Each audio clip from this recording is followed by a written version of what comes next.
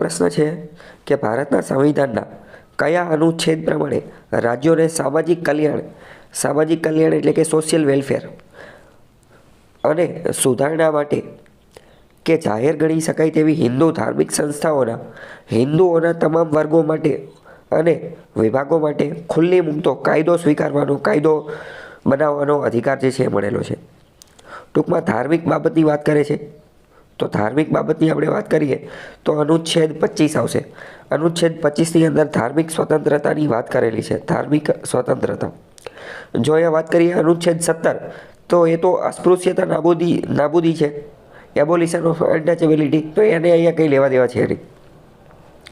અનુચ્છેદ 19 એ તો ફ્રીડમ સ્વતંત્રતા આપેલી છે, કેટલી તો કે 6 પ્રકારની અલગ અલગ સ્વતંત્રતાની, બોલવાની, અભિવ્યક્ત કરવાની, હરવા ફરવાની, સ્થાયી થવાની, તો એને અહીંયા લેવા દેવા છે નહીં।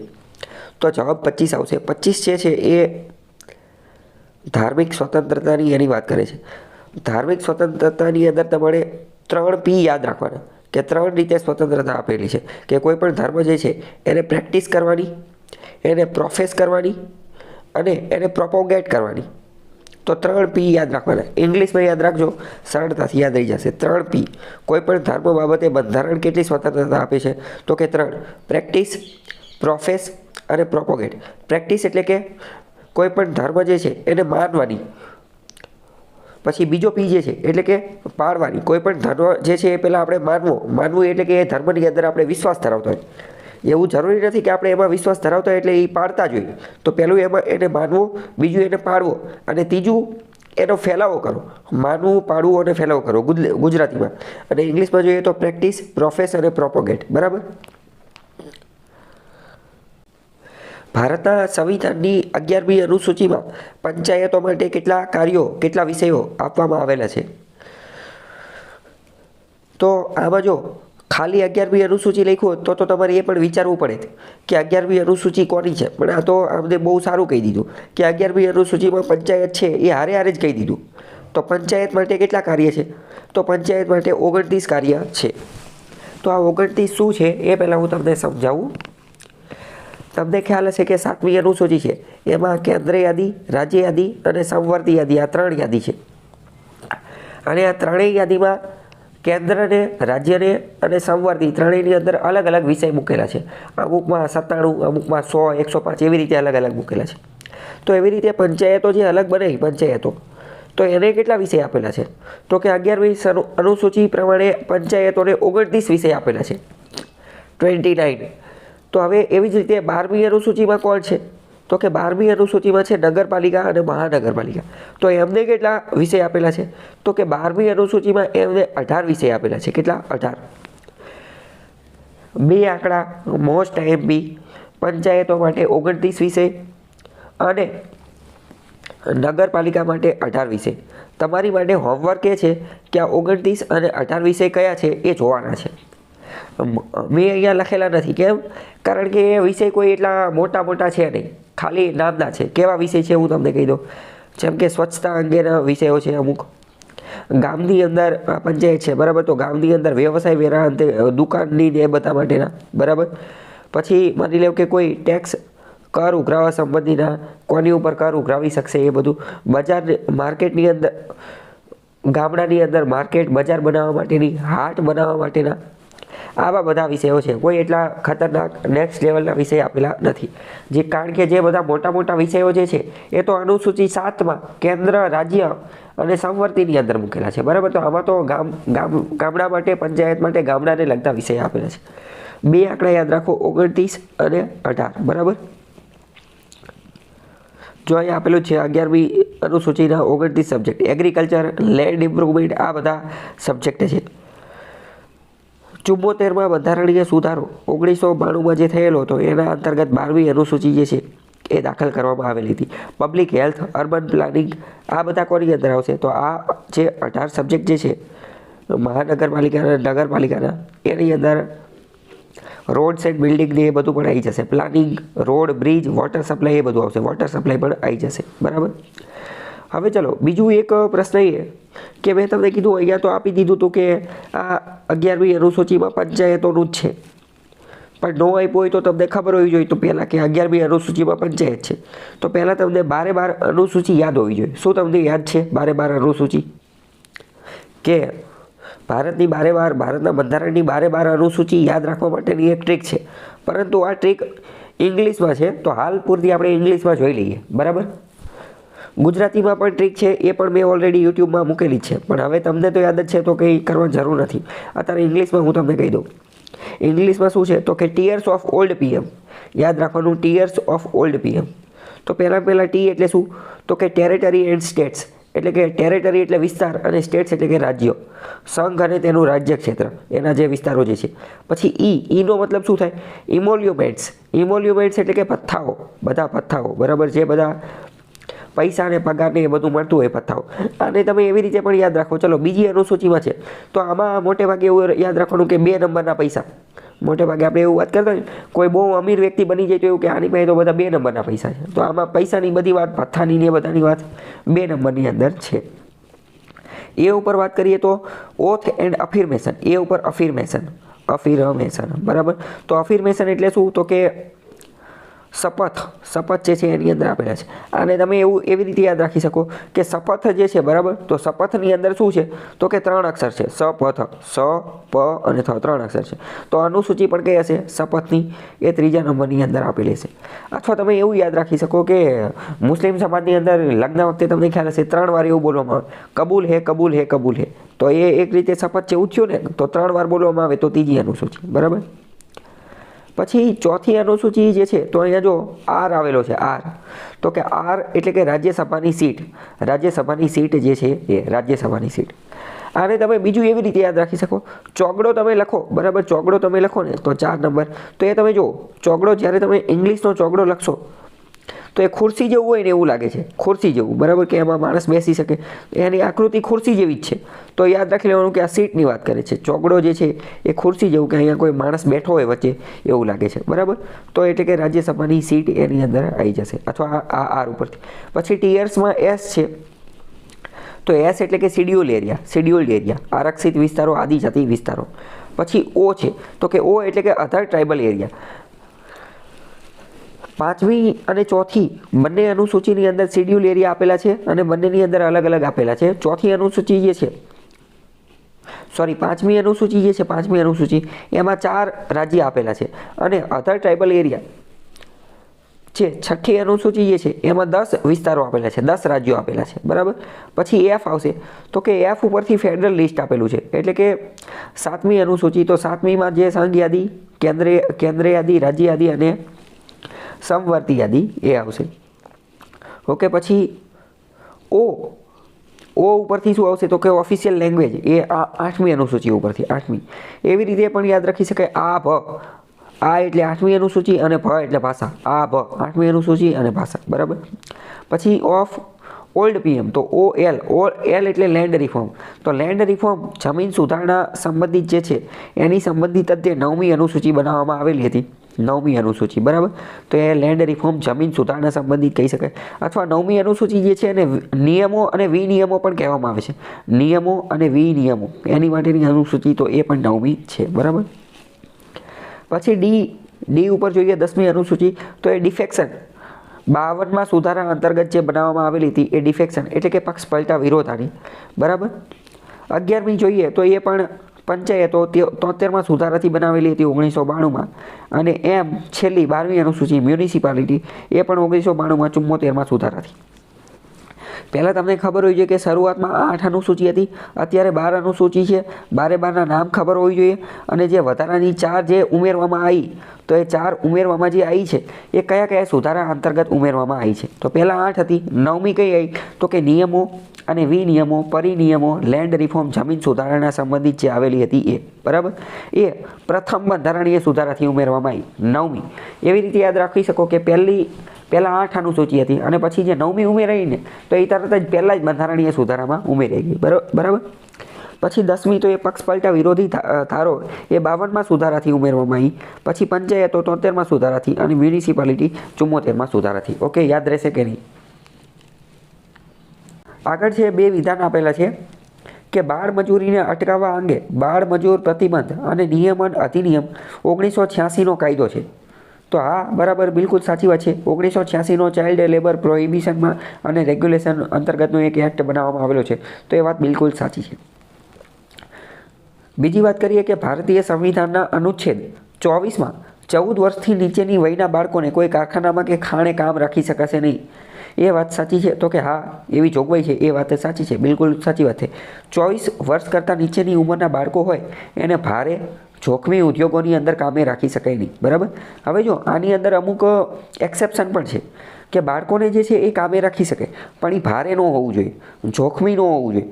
જોખમી ભારે કામ જે છે એ ન હોવું જોઈએ. અને બીજું એ કે એ કામ જે છે ને એ એના માતા પિતાનું જ હોવું જોઈએ. તો કે એના માતા પિતા જે છે, માતા પિતાનું કામ ચાલતું હોય, ઘર ઘરાવ કોઈ કામ ચાલતું હોય, MSME ટાઈપનું, જેમ કે ખાખરા બનાવવાનું, ગૃહ ઉદ્યોગ પ્રકારનું કોઈ ઘરે કામ ચાલતું હોય, તો આવા નાના કામની અંદર બાળક જે છે એ માતા પિતાની મદદ કરી શકે છે. પણ મોસ્ટ ટાઈમ બી શું કે એમનું ખુદનું બાળક હોવું જોઈએ. બરાબર. બાકી 24 અનુચ્છેદ બાળ મજૂરી પ્રતિબંધક ધારો છે, બાળ મજૂરીને અટકાવવાનું કામ કરે છે. તો અહીંયા બે વિધાન સાચા છે. ઓકે. પ્રશ્ન પૂછે છે કે ભારતીય સંવિધાનના આમુખમાં ભારતના નાગરિકોને નીચેનામાંથી કઈ એક બાબત ઉપલબ્ધ કરાવવાની ખાતરી આપવામાં આવતી નથી. એટલે કે આમુખમાં કઈ વસ્તુ લખેલી નથી. તો કે સામાજિક ન્યાય લખેલું છે? તો કે હા, લખેલું છે. રાજનીતિક ન્યાય લખેલું છે. તકની સમાનતા લખેલું છે. ધર્મની સમાનતાની કોઈ વાત કરેલી નથી. ધાર્મિક સમાનતાની કોઈ વાત કરેલી નથી. ધાર્મિક સમાનતાની વાત જે છે એ અનુચ્છેદ 15ની અંદર કરેલી છે કે ધર્મ, જાતિ, જ્ઞાતિ, જન્મસ્થળ એના આધારે કોઈ સાથે જે છે એ ભેદભાવ નહીં કરી શકાય. તો એ તો અનુચ્છેદ 15માં છે. આ અમુકમાં કંઈ છે નહીં. આમુખ શું છે? તો આમુખ જે છે એ પહેલાં ઓબ્જેક્ટિવ રિઝોલ્યુશન હતું. આમુખ ઓબ્જેક્ટિવ રિઝોલ્યુશન જવાહરલાલ નહેરુ દ્વારા તૈયાર કરવામાં આવેલું હતું. તો એ શેની માટે હતું કે આપણે બંધારણ જ્યારે પહેલાં જ બનાવવાનું હતું તો નક્કી કર્યું કે બંધારણ બનાવવા બેસી જ આવી, પણ પહેલાં આપણી પાસે કંઈક પાયારૂપ વસ્તુ તો હોવી જોઈએ ને કે આપણે ભારત દેશનું બંધારણ કેવું બનાવવા માંગીએ છીએ. કંઈક ફોલ્ડર, કંઈક ટેકનિક, કંઈક કીવર્ડ તો હોવા જોઈએ ને કે આપણું કંઈક બનાવશું, આપણે આવું હોવું જોઈએ. એને ધ્યાનમાં રાખી અને જવાહરલાલ નહેરુએ OR ઓબ્જેક્ટિવ રિઝોલ્યુશન ઉદ્દેશિકા પત્રિકા જે છે, ઓબ્જેક્ટિવ એટલે ઉદ્દેશ્યો, કે ભારતીય બંધારણ જે છે એના ઉદ્દેશ્યો કેવા હોવા જોઈએ, તો એ ઉદ્દેશ્યો લખી અને આમુખ તૈયાર કરેલું હતું. બરાબર. અને એના આધારે આપણે બંધારણ બનાવ્યું હતું. તો આજે આમુખ જે છે એ સૌથી પહેલાં બનાવ્યું હતું. બંધારણની શરૂઆત પણ આમુખથી જ થાય છે. પણ મોસ્ટ ઇમ્પોર્ટન્ટ, બંધારણના અલગ અલગ ભાગ અલગ અલગ વખતે સ્વીકારવામાં આવેલા હતા. તો બંધારણનો કયો ભાગ, કઈ વસ્તુ સૌથી છેલ્લે સ્વીકારવામાં આવેલી હતી? તો બંધારણમાં સૌથી છેલ્લે જો કોઈ સ્વીકારવામાં આવેલું હોય તો એ આમુખ હતું. એ શું હતું? આમુખ. વિધાનવાળા વાક્યમાં પૂછાઈ જશે, વિદ્યાર્થીઓ કન્ફ્યુઝ થાય કે બંધારણમાં સૌથી છેલ્લો સ્વીકારવામાં આવેલો ભાગ એ આમુખનો હતો. વિદ્યાર્થીઓને લાગે કે વિધાન ખોટું છે, કે આમુખ તો સૌથી પહેલાં આપેલું છે, તો એ તો સૌથી પહેલાં જ સ્વીકાર્યું હશે. બરાબર. તો એ ખોટું છે, કારણ કે એમાં જોઈ અને બધી વસ્તુ બનાવવાની હતી. એમાં જે ઉદ્દેશ્ય આપેલા હતા એ બધા જ ઉદ્દેશ્ય પૂરા થાય પછી જે છે એ આપણું બંધારણ બની ગયું એવું માનવામાં આવે. તો એ આમુખને પહેલાં કઈ રીતે સ્વીકારી લેવાય? કારણ કે એવું બની શકે કે એમાં કંઈક નવો ઉદ્દેશ્ય નાખવાનો થાય, એટલે આખું બંધારણ બની જાય પછી પાછું ફરીથી આપણે એકવાર આમુખને વાંચવું પડે ને. આખું બંધારણ વાંચી લીધું પછી આમુખને વાંચવી તો ખબર પડે કે આ આમુખમાં જે લખ્યું એ બધી વસ્તુ આવી ગઈ, અને જો નથી આવી તો હજી ફરીથી નાખવી પડશે. બરાબર. એટલે આમુખને સૌથી છેલ્લે સ્વીકારવામાં આવેલું હતું. આમુખ ઉપર વારંવાર ક્વેશ્ચન પૂછાય છે. આમુખ ઉપર મેં 1-2 કલાકનો વિડીયો બનાવેલો છે, એ વિડીયો તમે જોઈ લેજો, એની ઉપરથી તમને આઈડિયા આવી જશે. બાકી અત્યારે હું તમને થોડી ઘણી વાત કહી દઉં. પહેલી વસ્તુ મોસ્ટ ઇમ્પોર્ટન્ટ, પહેલાં તો તમને આમુખ આખું યાદ હોવું જોઈએ. તમને આમુખ યાદ છે? પહેલાં તો એ છે આખું યાદ હોવું જોઈએ. બરાબર.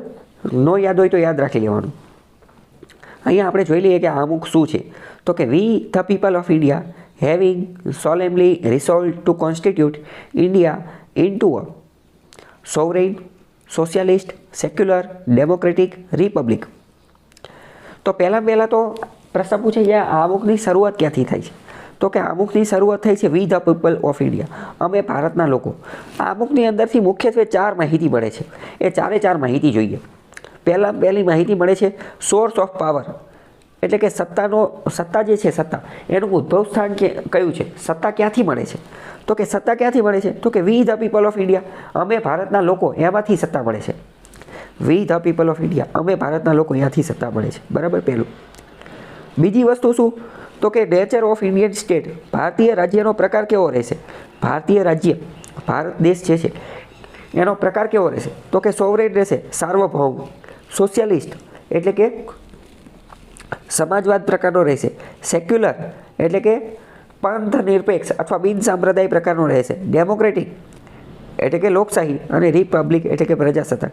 તો પહેલી વસ્તુ સોર્સ ઓફ પાવર, સત્તા ક્યાંથી મળે છે એ. બીજું કયું? નેચર ઓફ ઇન્ડિયન સ્ટેટ, ભારતીય રાજ્યનો પ્રકાર. બરાબર. જો ભારતીય રાજ્ય જ્યારે હું બોલું ત્યારે આ 28 રાજ્યની વાત નથી કરતા, પણ ભારત ખુદ પણ એક રાજ્ય છે, ભારત ખુદ એક સ્ટેટ છે. બરાબર. તો એ સ્ટેટની પરિભાષાની અંદર આપેલું છે, બંધારણના વિડીયોમાં ડિટેલમાં સમજાવેલું છે. અત્યારે ખાલી આપણે અમુક પૂરતા સીમિત રહીએ. બરાબર. પછી શું કહે છે કે end to secure all its citizen, અને નાગરિકોને સિક્યોર કરવામાં આવશે. શું? તો કે જસ્ટિસ, લિબર્ટી, ઇક્વાલિટી અને ફ્રેટર્નિટી. શું? 4 વસ્તુ નાગરિકોને સિક્યોર કરવામાં આવે છે: જસ્ટિસ, લિબર્ટી, ઇક્વાલિટી અને ફ્રેટર્નિટી. બરાબર. તો જસ્ટિસ એટલે કે પહેલાં ન્યાય આપેલો છે. તો કે ન્યાયના પણ પાછા 3 વિભાગ આપેલા છે. ન્યાય કયો ન્યાય? તો કે સોશિયલ, સામાજિક ન્યાય, ઇકોનોમિક, આર્થિક ન્યાય અને પોલિટિકલ એટલે કે રાજનીતિક ન્યાય. બરાબર. ચલો, અહીંયા હું તમને બીજી વસ્તુ કહી દઉં. આમુખ જોઈ અને તમને એક ખતરનાક વસ્તુ જોવા મળશે. શું ખતરનાક વસ્તુ જોવા મળશે? કે જો આ આખું આમુખ જે છે ને એ એક જ લીટીનું છે. આખું આમુખ એક જ લીટીનું છે, પહેલી વસ્તુ. બીજી વસ્તુ, અમુક વસ્તુ જે છે ને એ કેપિટલમાં લખેલી છે, અમુક વસ્તુ બોલ્ડમાં લખેલી છે. તો એનો પણ મતલબ છે. બીજી વસ્તુ, પહેલા ફકરામાં આપણે ભારતીય રાજ્યનો પ્રકાર જોયો, sovereign, socialist, secular, democratic, Republic. એને ધ્યાનપૂર્વક જોશો ને તો બધાની વચ્ચે જો ક્યાંય પણ અલ્પવિરામ નથી. ક્યાંય પણ શું? અલ્પવિરામ નથી. અલ્પવિરામ નથી. આનો મતલબ શું? આનો મતલબ એમ કે સોવરેન, સોશિયલિસ્ટ, સેક્યુલર, ડેમોક્રેટિક અને રિપબ્લિક બધું એક સાથે જ લાગુ થઈ શકે. એવું નહીં કે પહેલાં સોવરેન લાગુ કરી દીધું પછી રિપબ્લિક. તો કે ના, એવું ન ચાલે. બધું એક સાથે અને ક્રમિક રીતે જ લાગુ થઈ શકે. એક સાથે અને ક્રમિક રીતે જ લાગુ થઈ શકે. અને એક લાગુ થઈ જાય અને બીજું લાગુ ન થઈ જાય તો એનો કોઈ મતલબ રહેતો નથી. એટલે વચ્ચે કોમા પણ આપેલું નથી. બરાબર. બીજી વસ્તુ, આમાં જે વસ્તુ ક્રમમાં આપેલી તો ક્રમ પણ મહત્વનો છે. કે જસ્ટિસ, તો કે પહેલાં સામાજિક ન્યાય મળવો પડે. સામાજિક ન્યાય એટલે કે પહેલાં સમાજની અંદર હાર્મોની, એકરૂપતા, એકસૂત્રતા હોવી જોઈએ. સમાજની અંદર ભેદભાવ ન હોવો જોઈએ. સમાજ જે છે એ પહેલાં વ્યવસ્થિત ચાલતો હોવો જોઈએ. તો સામાજિક ન્યાય મેળવ્યો કે એકવાર સામાજિક ન્યાય મળશે, સમાજની અંદર સમાનતા હશે, તો વ્યક્તિ પોતાનો ઉદ્યોગ ધંધો કે ગમે એ રીતે કામ ધંધો કરી અને આજીવિકા, પૈસા કમાઈ શકશે. પૈસા કમાઈ શકશે તો ઇકોનોમિક જસ્ટિસ, આર્થિક ન્યાય મળશે. અને પૈસાને એ બધું હશે, સમાજમાં સન્માન હશે, તો જ રાજનીતિક ન્યાય મળશે ને. રાજનીતિની અંદર શું? કોઈ પણ વ્યક્તિ ઊભો રહી જશે તો શું ચૂંટાઈ જશે? તો કે ના, નો ચૂંટાઈ જાય. પહેલાં તો પૈસા હોવા જોઈએ.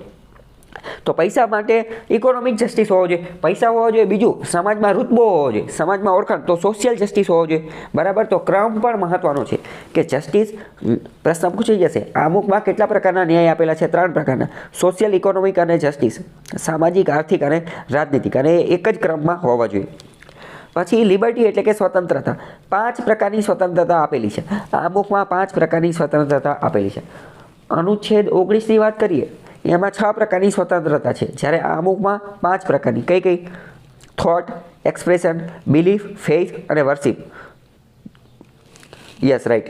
થોટ, એક્સપ્રેશન, બિલીફ, ફેઇથ અને વર્શિપ. TEBFW. તે બેસ્ટ ફ્રેન્ડ W. TEBFW એનું કંઈક જે બનતું હોય એ રીતે તમારે બનાવી અને કહી દેવાનું. TE એટલે તે, BF એટલે કે બેસ્ટ ફ્રેન્ડ અને Wનું પછી બનાવી દેવાનું. બરાબર. થોટ, એક્સપ્રેશન, બિલીફ, ફેથ અને વર્શિપ. વિચાર, અભિવ્યક્તિ, વિશ્વાસ, ધર્મ અને ઉપાસના. બરાબર. તો આવી 5 સ્વતંત્રતા આપેલી છે. પછી ઇક્વાલિટી એટલે કે સમાનતાની વાત કરેલી છે. તો સમાનતા કેટલી આપેલી છે? 2 સમાનતા આપેલી છે.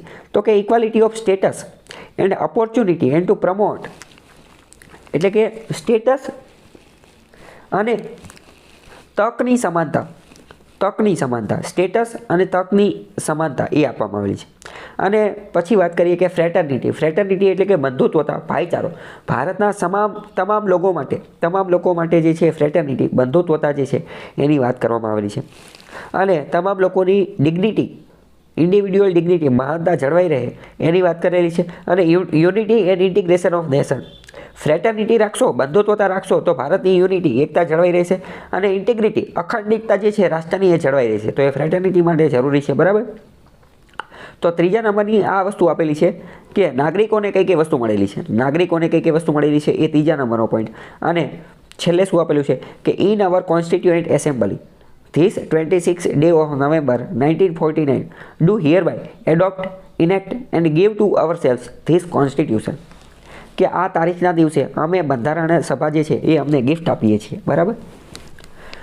પ્રશ્ન પૂછાઈ જશે આમુખમાં કઈ તારીખ લખેલી છે? તો આમુખમાં 26 નવેમ્બર 1949ની તારીખ લખેલી છે કે જ્યારે આ બંધારણ લાગુ થયું હતું અને બની અને પૂરું થયું હતું. લાગુ તો નહોતું થયું, લાગુ તો પછી થયું હતું, બની અને તૈયાર થઈ ગયું હતું એ. બરાબર. તો સૌથી છેલ્લી ચોથા નંબરની આમુખમાં કઈ બાબત આપેલી છે કે જે લાગુ થયું એની તારીખ, જ્યારે લાગુ થયું એની તારીખ. બરાબર.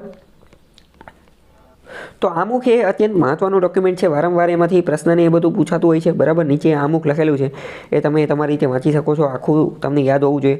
આમુખ જે છે એનું એક ગીત પણ બનાવેલું છે, યુટ્યુબમાં અવેલેબલ છે. હું તો ટેલિગ્રામ ચેનલમાં શેર કરી દઈશ.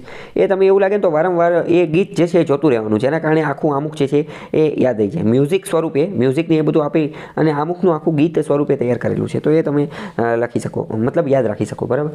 ઘણી બધી તમે સરકારી ઓફિસની એ બધાની અંદર જાઓ ને તો અહીંયા આમુખ જે છે એ લગાવેલું છે. તો આમુખ મોસ્ટ ઇમ્પોર્ટન્ટ છે.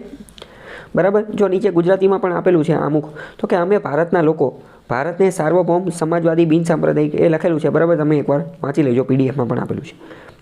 ચલો, બીજું મોસ્ટ ઇમ્પોર્ટન્ટ કે આમુખ સંબંધિત બંધારણની અંદર અમુક કેસ થયેલા છે.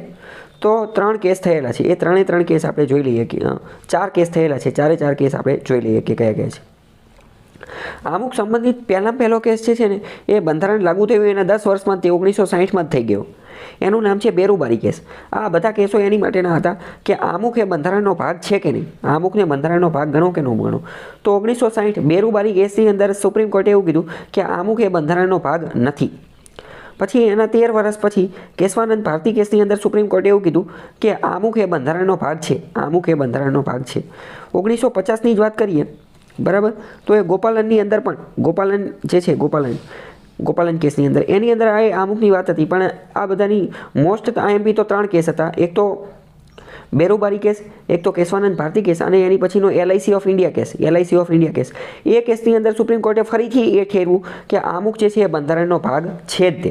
બરાબર. હવે જો તમને એવું લાગે કે ઘડીક સુપ્રીમ કોર્ટ એવું કહે કે ભાગ છે, ઘડીક એમ કે ભાગ નથી, તો શું આ બધા ગાંડા થઈ ગયા છે? તો એની માટે આપણે વિશાળ ડિસ્કશન કરવું જોઈએ, જેની માટે મેં યુટ્યુબમાં ઘણા વિડીયો મૂકેલા છે. તો આપણે અત્યારે અહીંયા એની વાત કરીશું નહીં. બરાબર. અને બીજી વાત કે આમુખ વિશે અલગ અલગ મહાન લોકોએ અલગ અલગ વાત કીધેલી છે કે આમુખ જે છે એ તો જન્મ કુંડળી છે, આમુખ જે છે એ તો આઈડેન્ટિટી કાર્ડ છે, આમુખ જે છે એ તો ઓળખપત્ર છે, આમુખ જે છે એ તો બંધારણને સમજવા માટેની ચાવી છે. બરાબર. તો અત્યારે પણ જજ લોકો સુપ્રીમ કોર્ટની અંદર કે કોઈ પણ કોર્ટની અંદર બંધારણને સમજવા માટે, બંધારણનું અર્થઘટન કરવા માટે જ્યારે ગડમથલમાં મુકાઈ જાય ત્યારે આમુખનો સહારો જે છે એ લેતા હોય છે. એટલે જ આમુખ એ બંધારણને સમજવાની ચાવી છે. બરાબર. તો આમુખ ઉપર આ ખબર હોવી જોઈએ. ભારતમાં દરેક 5 વર્ષ પૂરા થાય ત્યારે અથવા તે પહેલાં નાણાં આયોગ, ફાઇનાન્સ કમિશનની રચના કરવામાં આવે છે. તો એનો જવાબ શું આવશે કે કોની માટે કરવામાં આવે છે? નાણાકીય સ્થિતિ નક્કી કરવા માટે તો કે ના, નાણાકીય સંસાધનો નિર્ધારિત કરવા તો કે ના. જવાબ આવશે સી, સંઘ અને રાજ્ય વચ્ચે, કેન્દ્ર અને રાજ્ય વચ્ચે વિભાજિત કરવાના અથવા કરી શકાય તેવી કરની ચોખ્ખી આવકની વહેંચણી માટે. કરની જે ચોખ્ખી આવક જે છે, ટેક્સ રેવન્યુ, કરની જે ચોખ્ખી આવક જે છે એ કેન્દ્ર અને રાજ્ય વચ્ચે વહેંચણી કરવા માટે આ બધું કામ કરવામાં આવે છે. અને બીજું આપણે અહીંયા ટ્રીક લગાવો તો પણ લાગી જશે. શું આપણે વાત કરેલી છે?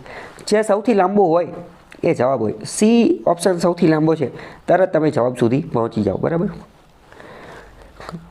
Tax and receipt, net tax and receipt જે છે એની વહેંચણી કરવામાં આવે. નાણાં આયોગ જે પૈસાની વહેંચણી કરે તો એમાં 2 રીતની વહેંચણી હોય. એક તો હોરિઝોન્ટલ અને એક તો વર્ટિકલ. તો બંને સમજીએ. વર્ટિકલ એટલે શું? તો કે વર્ટિકલમાં 2 વી એટલે કે 2 ઊભા લીટા છે. 2 ઊભા લીટા છે. જોકે એચમાં પણ 2 ઊભા લીટા છે, પણ એચમાં કુલ 3 લીટા છે, જ્યારે વીમાં 2 જ લીટા છે. એવી રીતે યાદ રાખો. તો વર્ટિકલ એટલે શું? તો કે વર્ટિકલ એટલે કેન્દ્ર અને રાજ્ય વચ્ચે જે વહેંચણી કરવામાં આવે એ કેન્દ્ર અને રાજ્ય વચ્ચે. કેન્દ્ર અને એટલે કે માની લો કે 51% કેન્દ્ર રાખશે અને 49% રાજ્ય રાખશે, તો આ કેન્દ્ર અને રાજ્યની વચ્ચે થયું. બરાબર. હવે હોરિઝોન્ટલ એટલે શું? તો કે હોરિઝોન્ટલમાં એચમાં આડો લીટો છે. આડો લીટો છે એટલે કે દરેક રાજ્ય 28 રાજ્યને કેટલા મળશે? બધા રાજ્યને એક સરખા પૈસા ન મળે. જે ગરીબ રાજ્ય હોય એને વધુ પૈસા મળે, જેમ કે યુપી, બિહાર આ બધા જે છે તો એને વધારે પૈસા મળે છે. તો કે બધા રાજ્યને કેટલા પૈસા મળશે એની વાત કરવાની છે. બરાબર. અથવા એવું સમજો કે રાજ્ય વધુ છે તો એચમાં 3 લીટા છે અને વીમાં 2 લીટા છે, તો 2 લીટા એટલે કે કેન્દ્ર અને રાજ્ય. એચમાં વધુ લીટા છે, 3 લીટા છે, આ 1, 2 અને 3, તો રાજ્ય વચ્ચે છે. અથવા રાજ્ય જે છે એ આડી વહેંચણી થાય, આડી, કારણ કે બધા રાજ્ય તો એક સમાન જ છે એટલે હોરિઝોન્ટલ. તો યાદ રહેશે, નાણાં આયોગ અંતર્ગત દરેક રાજ્ય વચ્ચે અલગ અલગ રાજ્ય વચ્ચે જે વહેંચણી કરવામાં આવે તો એ કઈ આવશે? હોરિઝોન્ટલ કે વર્ટિકલ? રાજ્ય વચ્ચે આવે તો હોરિઝોન્ટલ, અને કેન્દ્ર અને રાજ્ય વચ્ચે આવે તો વર્ટિકલ. બરાબર. એ યાદ રાખી લેજો. ભારતના સંવિધાનમાં અનુચ્છેદ 32માં કેટલા પ્રકારની રીત આપેલી છે? અનુચ્છેદ 32 કોન્સ્ટિટ્યુશનલ રેમેડી, બંધારણીય ઇલાજોનો અધિકાર. એટલે કે 32 એવું કહે છે કે જો કોઈ પણ તમારા અધિકારનું ઉલ્લંઘન થાય તો તમે ડાયરેક્ટ સુપ્રીમ કોર્ટમાં જઈ શકો છો. તો કોર્ટ જે છે, કોર્ટમાં જવી તો કઈ રીતે જવાનું? તો કે કોર્ટમાં જવી એટલે કોર્ટ રીટ ઇસ્યુ કરે. કોર્ટ જે છે એ રીટ બહાર પાડે. કુલ 5 પ્રકારની રીટ છે. 5 પ્રકાર રીટ ઉપર ઓલરેડી મેં 2-3 વિડીયો બનાવેલા છે, બધા જોઈ લેજો, ખ્યાલ આવી જાય. રીટ મોસ્ટ ઇમ્પોર્ટન્ટ ટોપિક છે, વારંવાર પ્રશ્ન પૂછાય છે. દર વર્ષે પ્રિલિમ્સમાં એકાદ બે પ્રશ્ન હોય જ છે. 5 પ્રકારની રીટ કઈ છે એ અત્યારે હું તમને કહી દઉં છું. તો કે HMPCQ, એવી રીતે યાદ રાખો. હમ PCQ સ્ટાર્ટ કરે, HMPCQ. H એટલે હેબિયસ કોર્પસ, M એટલે મેન્ડેમસ, P એટલે પ્રોહિબિશન, C એટલે સર્ટિઓરરી અને Q એટલે કે ક્વો વોરંટો. બરાબર. હેબિયસ કોર્પસ, મેન્ડેમસ, પ્રોહિબિશન, સર્ટિઓરરી અને ક્વો વોરંટો. બરાબર. આ બધાનું ગુજરાતી પણ છે, જેમ કે મેન્ડેમસ એટલે કે પરમાદેશ, પ્રોહિબિશન એટલે કે પ્રતિષેધ. બરાબર. ક્વો વોરંટો એટલે કે અધિકાર પૂછા. હેબિયસ કોર્પસ એટલે કે બંદી પ્રત્યક્ષીકરણ. બરાબર. તો બધાનું ગુજરાતી પણ તમને ખ્યાલ હોવો જોઈએ. બધી ક્યારે વપરાય ક્યારે ન વપરાય, કારણ કે રીટ ઉપર વિધાનવાળા વાક્ય પણ પૂછી લે. જીપીએસસીએ 2-3 વાર પૂછી લીધા છે. તો રીટવાળો લેક્ચર જે છે એ યુટ્યુબમાં જ અવેલેબલ છે, જોઈ લેજો એટલે આઈડિયા આવી જાય. બરાબર.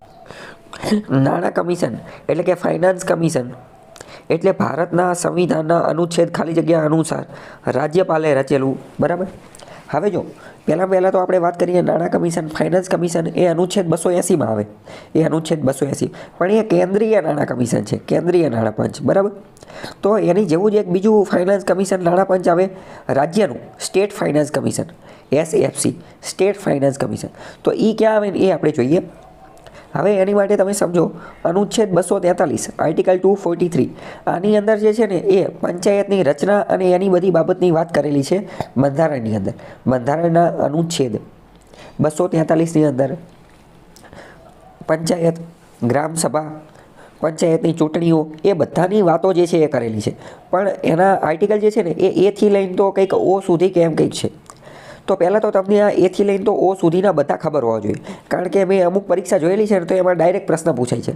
અને અમુકની શું વાત, અત્યારે અહીંયા જ પ્રશ્ન પૂછાઈ ગયો કે નાણાં કમિશન જે છે એ કયા અનુચ્છેદમાં છે? તો કે 243ના ટ અને ટનો ખંડ 1. તો એ કઈ રીતનું છે એ આપણે અત્યારે હું તમને ઇંગ્લિશમાં ચલાવી દઉં. બરાબર. કઈ રીતનું છે એ આપણે ટ્રીક દ્વારા સમજી લઈએ. ચલો, તો સૌથી પહેલાં તો 243A છે. એક મિનિટ. તો પહેલો જે આર્ટિકલ જે છે ને એ ગ્રામસભા વિશે છે. તો પહેલું તમારે યાદ રાખવાનું કે 243A પહેલા નંબરનું જે છે ને તો એ તો ગ્રામસભાની વાત કરે છે. ગ્રામસભા એ પાયાનો એકમ છે. બરાબર. તો ગ્રામસભાની વાત કરે છે. પછી બીથી તમારે શું યાદ રાખવાનું? બી એટલે કે બનાના. હિન્દીમાં બનાનાનો મતલબ શું થાય? કે બનાવવું. તો કે પંચાયત કેવી રીતે બનાવવાની એની વાત છે. પંચાયત કેવી રીતે? Constitution of panchayat. કોન્સ્ટિટ્યુશન એટલે શું? તો કે બનાવવું. કોન્સ્ટિટ્યુશન ઓફ પંચાયત, પંચાયત બનાવવાની, તાલુકા પંચાયત, જિલ્લા પંચાયત, ગ્રામ પંચાયત, એ રીતે. તો બી ઉપર, બીથી શું યાદ રાખવાનું? બનાના. ઓકે. સી ઉપર 243C. તો સી ઉપરથી યાદ રાખવાનું composition. Composition of panchayat, composition of panchayat, C ઉપરથી ડાયરેક્ટ જ સી ઉપરથી શું યાદ રાખવાનું? કમ્પોઝિશન, બરાબર. આ તો ઇંગ્લિશ થઈ ગયું, પરંતુ માની લો કે ગુજરાતીમાં યાદ રાખવું છે તો સીનો ઉચ્ચાર લખીએ, બરાબર.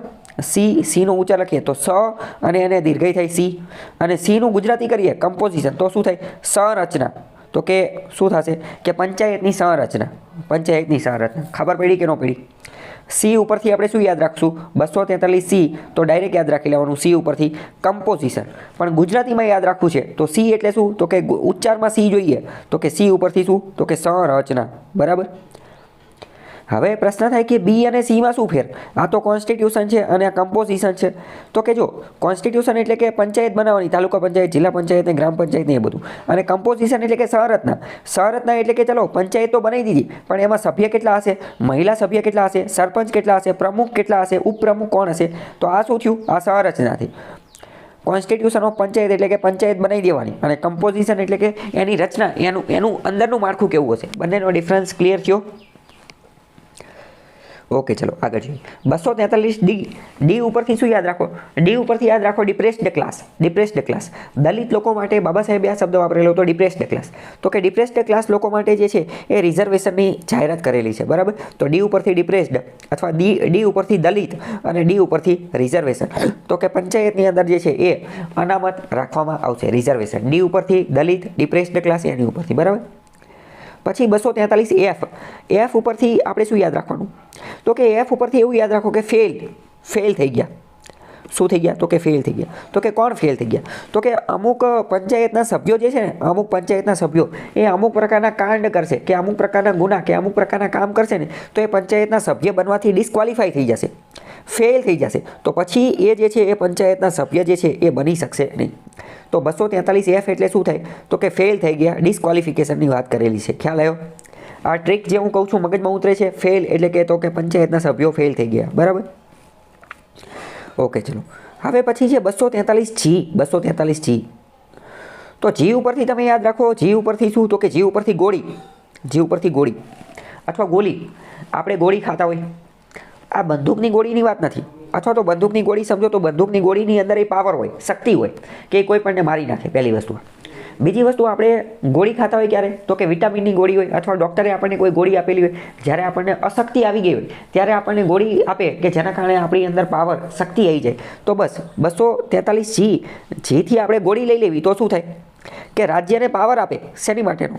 તો કે પંચાયત જે છે, પંચાયતને કઈ રિસ્પોન્સિબિલિટી, જવાબદારી આપવાની છે, પંચાયતને કઈ ઓથોરિટી આપવાની છે, એનો પાવર કોની પાસે રહેશે? એનો પાવર રાજ્ય પાસે રહેશે. એટલે કે કઈ પંચાયતને કેટલો પાવર આપવાનો, કેટલી સત્તા આપવાની, એ દરેક રાજ્ય પોતપોતાની રીતે નક્કી કરશે, બરાબર. જી એટલે કે ગોલી, પાવર, સત્તા કોની પાસે? પંચાયતની તમામ સત્તા રાજ્ય સરકાર પાસે છે. તો આની ઉપરથી આપણને એ પણ ખબર પડે કે પંચાયત જે છે એ રાજ્ય યાદીનો વિષય છે. કેન્દ્ર આમાં બહુ જાજુ કરી શકે નહીં. ખ્યાલ આવ્યો કે ન હોય? જી ઉપરથી ગોલીથી શું મળશે? પાવર મળશે, અથવા ગોળીની અંદર શક્તિ રહેલી છે, કોઈ પણને મારી નાખે, પાવર. ઓકે, આગળ વાત કરીએ કે 243 તો ઈને આપણે કઈ રીતે યાદ રાખવું? ચલો, તો ઈ જે છે ઈ એબીસીડીની અંદર કેટલામાં નંબરનો અક્ષર છે? તો કે 5મા નંબરનો અક્ષર છે, 5મા નંબરનો અક્ષર છે. અને પંચાયતની મુદત કેટલી હોય? તો કે 5 વર્ષની હોય, બરાબર. તો કે 243 ઈ 5મા નંબરનો અક્ષર છે, ઈ 5મા નંબરનો અક્ષર છે. તો કે ડ્યુરેશન ઓફ પંચાયતની મુદત કેટલી રહેશે એની વાત કરેલી છે. તો કે 5 વર્ષની રહેશે પંચાયતની મુદત. ઓકે, ઈ પણ મગજમાં બેસી ગયું. ચલો આગળ જોઈએ. આગળ વાત કરીએ 243 એચ. તો એચની અંદર શું છે? તો કે પંચાયત જે છે એ કયા ટેક્સ નાખી શકશે અને ફંડ ઉઘરાવી શકશે, ટેક્સ માટેની એ બધાની વાત કરેલી છે, ટેક્સની અને એની વાત કરેલી છે, બરાબર. તો એ એચની કોઈ ટ્રીક છે નહીં. એચ તમારે એમને યાદ રાખવું પડશે, અથવા એચટી એવું યાદ રાખી શકો. એચટી હટ, અહીંથી હટી જા, અહીંથી શું થા? હટી જા. કે એચ તો કે ટેક્સ, એચ તો કે ટેક્સ, બરાબર. પછી છે 243 આઈ ઉપરથી શું યાદ આવે? આઈ આવે એટલે તરત જ આવી જાય કે ઇન્કમ. આઈ ઉપરથી શું યાદ આવે? ઇન્કમ એટલે કે પૈસા, આવક. ઇન્કમ એટલે કે પૈસા. આઈ ઉપર ઇન્કમ, પૈસા, આવક. તો તરત જ શું આવશે? પૈસા અને આવક સાથે શું જોડાયેલું છે? તો કે સ્ટેટ ફાઇનાન્સ કમિશન, રાજ્ય નાણાં આયોગ, બરાબર. 243 આઈ. ખ્યાલ આવ્યો? બધા મગજમાં ફિટ થઈ ગયા કે નહીં? ફરીથી એકવાર હું બધા રિવાઇઝ કરી દઉં. 243 એ તો ગ્રામ સભાની વાત કરે છે. પહેલું જ ગ્રામ સભા યાદ રાખી લેવાનું, પહેલું ગ્રામ સભા. પછી 243 બી, તો બી એટલે કે બનાવવું, કે પંચાયતને બનાવવાની, constitution of panchayat, constitution of panchayat, પંચાયતને કેવી રીતે બનાવવાની એ બી એટલે બનાના. 243 સી ઉપરથી કમ્પોઝિશન ઓફ પંચાયત, સી ઉપરથી કમ્પોઝિશન, અથવા ગુજરાતીમાં જોઈએ તો સી ઉપરથી સંરચના, સી ઉપરથી સંરચના. 243 ડી ઉપરથી જોઈએ તો ડિપ્રેસ્ડ ક્લાસ અથવા દલિત લોકો, તો એમની માટે રિઝર્વેશન અનામતની વાત કરેલી છે. એફ ઉપર શું? તો કે એફ એટલે કે ફેલ થઈ ગયા, અસફળ થઈ ગયા, તો કે મેમ્બર ફેલ થઈ જશે, મતલબ કે ડિસ્ક્વોલિફિકેશન. મેમ્બર કેવા થઈ જશે? ફેલ, અસફળ, ડિસ્ક્વોલિફાઈ કરી દેવામાં આવશે, પદમાંથી કાઢી નાખો. જી, તો કે જી એટલે કે ગોલી એટલે કે પાવર એટલે કે શક્તિ. પંચાયતની બધી શક્તિ સ્ટેટ રાજ્ય પાસે છે. ઈની વાત કરીએ તો ઈ 5મા નંબરનો અક્ષર છે. પંચાયતની મુદત 5 વર્ષની હોય છે, તો કે ડ્યુરેશન ઓફ પંચાયત. એચ, તો એચ ઉપર આપણે યાદ રાખ્યું HT, હટી જાય અહીંથી, HT હટ. તો એચ ઉપર ટેક્સ, પંચાયત કયા ટેક્સ નાખી શકશે એ. અને આઈની વાત કરીએ તો કે આઈ એટલે કે ઇન્કમ, તો ઇન્કમ એટલે કેવું? તો કે ઇન્કમ સાથે જોડાયેલું છે ફાઇનાન્સ કમિશન, તો કે સ્ટેટ ફાઇનાન્સ કમિશન. બરાબર, મગજમાં બેસી ગયું? એવું લાગે તો જ્યારે પરીક્ષા હોય, પરીક્ષાના 1-2 દિવસ પહેલાં આ ટ્રીક જે છે એ જોઈ લેવાની, એટલે તમને યાદ આવી જાય. કારણ કે આ બધું કેવું છે કે આ બધા રોકડા માર્ક છે. આમાં જો હવે અત્યારે મેં તમને આ ટ્રીક ચલાવી દીધી, બરાબર. આમાં તમને ડાયરેક્ટ પ્રશ્ન પૂછી જશે કે રાજ્ય નાણાં આયોગ ક્યાં આવેલું છે, કયા આર્ટિકલમાં આવેલું છે. હવે તમને ખબર ન હોય તો તમે ડાયરેક્ટ 1 માર્ક જતો રહે. તો આવી બધી બાબતમાં આવી ટ્રીકથી યાદ રાખી લેવાનું, તો તરત બોનસમાં 1 માર્ક જે છે એ મળી જાય. બરાબર, ખ્યાલ આવ્યો? 1 જ દિવસ પહેલાં જોઈ લેવાનું. તો કે હવે ભારતીય સંવિધાનની અંદર, એટલે કે ભારતીય બંધારણ જે છે, ભારતીય બંધારણીય સુધારાથી અનુચ્છેદ 338A ઉમેરેલો છે, અનુચ્છેદ 338A. અને રાષ્ટ્રીય અનુસૂચિત જનજાતિ આયોગ બનાવેલું છે, national commission for scheduled tribe, NCST, national commission for scheduled tribe. તો એ 338A બનાવેલું છે. તો એ કયા સુધારાથી બનાવેલું છે? તો એ સુધારો હતો 89મો સુધારો. આની માટે પહેલાં તમને થોડી ઘણી વસ્તુ ખબર હોવી જોઈએ, એ તમે સમજો. પહેલાં સમજો કે આર્ટિકલ 338 કયો છે? તો કે આર્ટિકલ 338 છે NCSC, national commission for scheduled caste, national commission for scheduled caste. એની પછી બનાવ્યો 338A, તો કે એ બનાવ્યો NCST, national commission for scheduled tribe. અને અત્યારે બનાવ્યો 338B, તો કે NCSB, national commission for NCBC, national commission for backward class, national commission for backward class. બરાબર. તો આ 338A અને 338B, 338 SC માટે, 338A ST માટે, અને 338B જે છે એ કોની માટે? તો કે બેકવર્ડ ક્લાસ માટે. બરાબર. જો નીચે બધાના આર્ટિકલ આપેલા છે, national commission for scheduled tribe, બરાબર, શેડ્યુલ ટ્રાઇબ માટે જે બનાવેલો, બરાબર, તો એ પાછળથી ઉમેરેલો છે. પાછળ A અને B આવે તો આપણને ખબર પડી જાય કે આ તો સુધારાથી ઉમેરેલું હશે. A અને B આવે તો એ સુધારાથી, તો એ 89મો સુધારો હતો. બરાબર. જો આર્ટિકલ 338 તો NCSC, national commission for schedule, ખાલી 338 હોય તો શેડ્યુલ કાસ્ટ, 338A છે તો શેડ્યુલ ટ્રાઇબ, બરાબર. અને 338B તો NCBC, બેકવર્ડ ક્લાસ માટે. ઓકે, ખ્યાલ આવ્યો કે નહીં? યાદ રહેશે બધાની કલમ. તમારી માટે એક બીજું હોમવર્ક એ છે કે national commission for backward class જે છે ને, એનો બંધારણીય સુધારો કયો છે એ તમારે કહેવાનું છે. એનો બંધારણીય સુધારો કયો છે એ કહેવાનું છે. હવે વાત કરીએ કે ટ્રાઈની સ્થાપના ક્યારે થઈ હતી. Telecom regulatory authority of India 1997માં સ્થાપના થઈ હતી. આ પ્રશ્ન વારંવાર પૂછાઈ ગયેલો છે. પ્રશ્ન જે છે એ વારંવાર પૂછાતો હોય છે. તો ચલો હવે તમે વિચારો, તમે PYQ ન કર્યા હોય ને તો આ પ્રશ્ન તમને આવડે ન આવડે કંઈ નક્કી ન કહેવાય, પણ આ પ્રશ્ન PYQમાં 2-3 વાર પૂછાઈ ગયો છે, એટલે તમને ખબર પડી જાય કે આ તો હવે યાદ રાખવું જ પડશે. એકવાર કોઈ પણ પ્રશ્ન જે છે ને, કોઈ પણ પેપરમાં પૂછાઈ જાય ને તો પછી તમારે સચેત થઈ જવાનું, પછી તમને એ પ્રશ્ન આવડવો જ જોઈએ. બરાબર. પહેલી વાર પૂછાય અને તમે એના વિશે અજાણ હોય તો સમજ્યા કે ચલો તમારી ભૂલ છે, પણ એકવાર કોઈ પણ પરીક્ષામાં પૂછાઈ ગયું તો તમારે યાદ રાખવો જ પડે. તો 1997માં બની હતી. ટેલિકોમ, સમગ્ર ભારતની અંદર ટેલિકોમ, સિમ કાર્ડને, એરટેલને, જીઓ, ટેલિકોમ ક્ષેત્રનું ઇન્ટરનેટને એ બધાને નિયંત્રણ કરવા માટેનું કામ કરે છે. આ એક સ્ટેચ્યુટરી બોડી છે, એટલે કે વૈધાનિક સંસ્થા છે, એટલે કે સંસદના કાયદા દ્વારા બનાવવામાં આવેલી છે. બરાબર. શું કામ કરે છે? સમગ્ર ભારતની અંદર ટેલિકોમને રેગ્યુલેટ કરવાનું. આ જેટલી સિમ કાર્ડની કંપની છે, એરટેલને, વોડાફોનને, આઈડિયાને, જીઓને, એ બધી, અને એમને ઇન્ટરનેટના એ બધાને પણ રેગ્યુલેટ કરે છે. બરાબર. 1997માં બનેલી છે. સ્ટેચ્યુટરી બોડી છે, વૈધાનિક સંસ્થા છે અને ટેલિકમ્યુનિકેશન સેક્ટરને રેગ્યુલેટ કરે છે. બરાબર, વારંવાર આ પ્રશ્ન પૂછાતા હોય છે.